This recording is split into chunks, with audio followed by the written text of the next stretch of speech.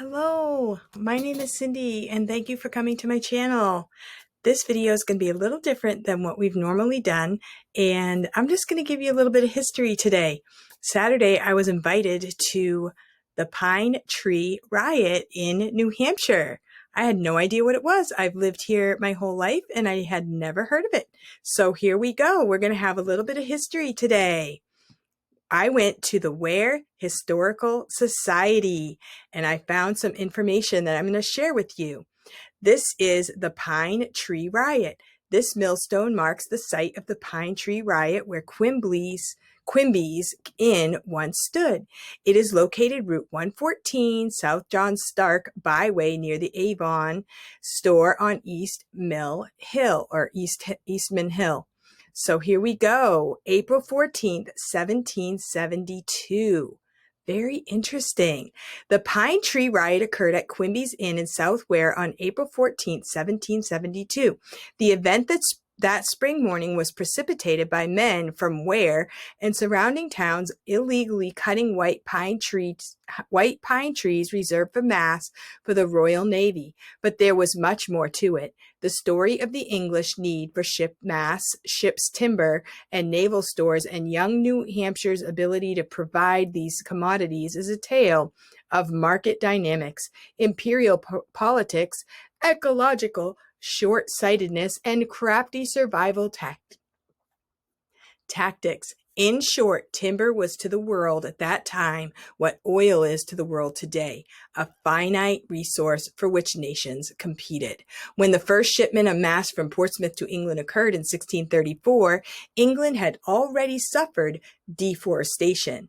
In order to dominate the high seas, new sources of abundant timber for shipbuilding were needed. No ships, after all, could catch the wind without as many as 23 masts, yards, and spars, varying in length and diameter from the bulky main mast to its subordinate parts. Although New Hampshire's white pine was not as hard as Europe's, its height and diameter were superior.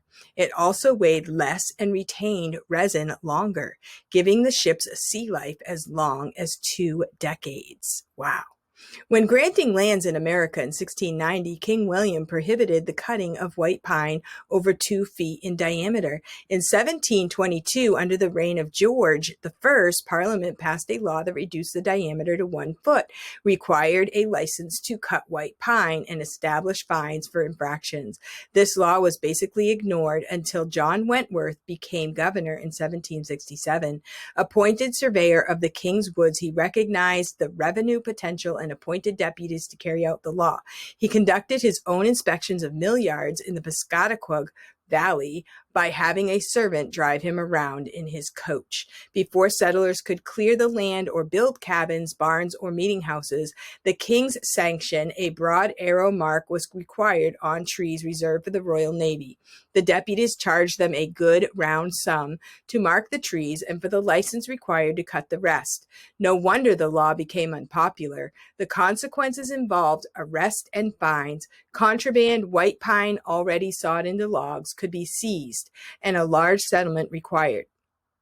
If not paid, authorities sold them at public auction. In the winter of 1771 to 72, a deputy surveyor of the King's Woods found and marked for seizure 270 mast-worthy logs at Clement's Mill, an oil mill now called Riverdale in South Ware. He fined the log cutters from Ware and those from nearby towns where illegal logs were also found. Men from other towns paid the fines, but those from Ware refused. Consequently, the Ware men were labeled notorious offenders. The county sheriff, Benjamin Whiting, Esquire of Hollis, and his deputy, John Quigley, Esquire of Francistown, were charged with delivering warrants and making arrests in the king's name. On April 13, 1772, they galloped into Ware and found major offender Ebenezer Mudgett, who promised to pay his fine the next day. The officials then retired to Quimby's Inn for an overnight stay. News that they had come for Mudgett flew through town, and a plan was hatched. The following morning, more than 20 men with blackened faces, switches in hand, rushed into Whiting's room, led by Mudgett. Whiting seized his pistols and would have shot some of them, but they caught him, took away his small guns, held him by his hands and legs up from the floors face down. 2 men on each side with the rods beat him to their heart's content. That's sad. They crossed out the account against them of all logs cut, drawn, and forfeited on his back. They made him wish that he had never heard of pine trees fit for masting the Royal Navy. Whiting said, "They almost killed me."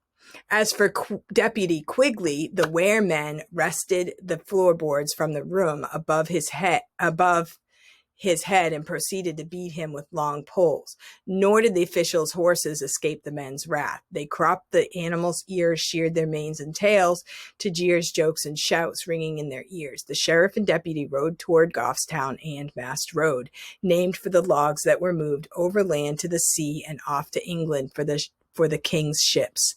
The weremen were ultimately arraigned and paid a light fine, but their rebellion against the crown, which preceded the Boston Tea Party in 1773, helped set the stage for the Revolution.